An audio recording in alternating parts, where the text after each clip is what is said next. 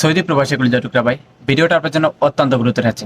আমরা যারা সৌদি আরবে আসি প্রত্যেকেই এরকম কিছু ভুল করে থাকি, যেই ভুলগুলো মাসুলগুলা আমরা নিজেই দিতে হয়, অতঃপর আমরা প্রতারণার শিকার হই। মনে রাখবেন, আপনি যদি এই কাজগুলো করেন বা এরকম কোনো পরিস্থিতির সম্মুখীন হন, কোনো দালালদের সাথে, কোনো ট্রাভেলসের সাথে কন্ট্যাক্ট করে চাচ্ছেন আপনি বর্তমানে বৈধতা অর্জন করবেন সৌদি আরবে থেকে, এটা কখনো আপনারা সম্ভব হয় না। আমরা ছোট্ট একটা ভিডিওর ভিতরে আপনার যে জিনিসগুলো থাকার পর কখনো আপনি বৈধতা হতে পারবেন না। নাম্বার ওয়ান, আপনার উপর যদি কোনো ধরনের জরিমানা থাকে, আপনি কোথাও কাফালা হতে পারবেন না।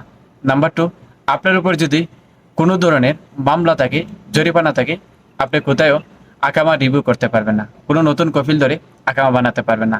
নাম্বার থ্রি, যদি আপনার উপর কোনো ধরনের জরিমানা কিংবা মামলা থাকে, আপনি কখনো ফালতু মালুমাত করতে পারবেন না।